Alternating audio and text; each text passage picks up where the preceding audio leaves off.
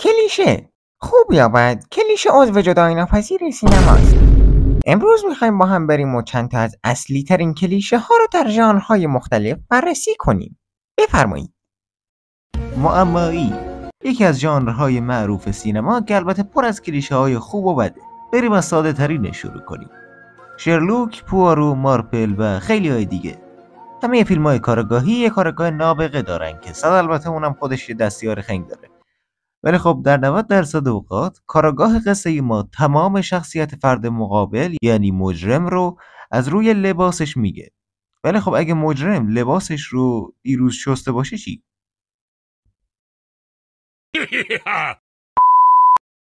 اکشن. اینو هیچی نمیگم، خودتون تفاوت واقعیت و فیلم رو ببینید.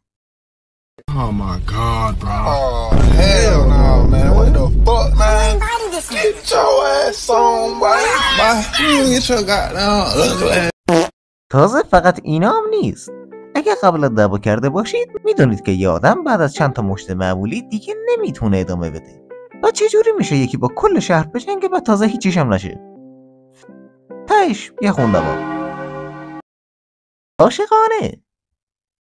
فیلم های عاشقانه توی هر کشوری فرمول خاص خودش رو داره. مثلا توی ترکیه اول اصلا متنفر میشن، بعد عاشق میشن، بعد میفهمن خواهر برادرن، بعد دوباره میفهمن که خواهر برادر نیستن، بعد دوباره عاشق همدیگه میشن و در آخر ازدواج میکنن احتمالاً. یا مثلا هند، این که اصلا ته داستانه. دختره میزنه زیر آواز، نصف شهر شروع میکنن پشتش رقصیدن، از اون ور پسره شروع میکنه زیر آواز و نصف دیگه شهر هم پشت این یکی میرقصن. در نهایت نصف شهر با این میرقصه، نصف شهر هم با اون یکی. اینجا هم احتمالاً با هم دیگه ازدواج میکنن در نهایت. توی ایران هم که دیگه اصلا عالیه، با هم آشنا میشن، قهر میکنن، دختره با روسری میره زیر دوش گریه میکنه و در آخرم اینجا هم احتمالاً ازدواج میکنن. آخر همشون تقریبا یکیه. ترسناک. خب نوبت اصل کاریه. شما اگه یه روز بلند شید از خواب و ببینید که چراغای خونه داره خود به خود روشن و خاموش میشه، وسایل خونه تو هوا معلقن و صدای بسیار وحشتناکی هم میاد، چیکار میکنید؟ آدما اینجا به دو دسته تقسیم میشن: آدمای عادی و نویسنده‌های فیلم ترسناک. آدمای عادی وقتی با همچین صحنه‌ای روبرو میشن، سریع وسایلشون رو جمع میکنن و از اون خونه فرار میکنن قطعا. اما دسته دوم، این افراد نه تنها نمیترسن بلکه میرن سراغ منشأ صدا و دنبال زیر بغل مار میگردن.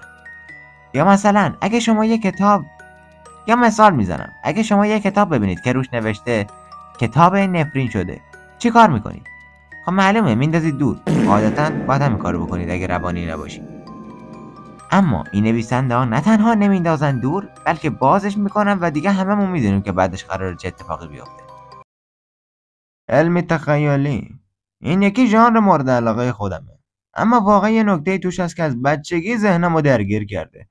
چجوری اینقدر سری با چیزای مسخره و دور افتاده وسایل خفن میسازن؟ مثلا میبینی یارو با یه رول دستمال توالت و کبریت و میخ و از این چرت و پرتا موشک بالستیک غار پیما میسازه. خب اصلا این غیر منطقیه. خب یعنی چی؟ بعد اون وقت تو واقعیت میبینی بهترین مخترعات تو بهترین آزمایشگاه‌های جهان با بهترین امکانات جهان 100 سال نتونستن داروی سرطان بسازن. خب این واقعا غیر منطقیه.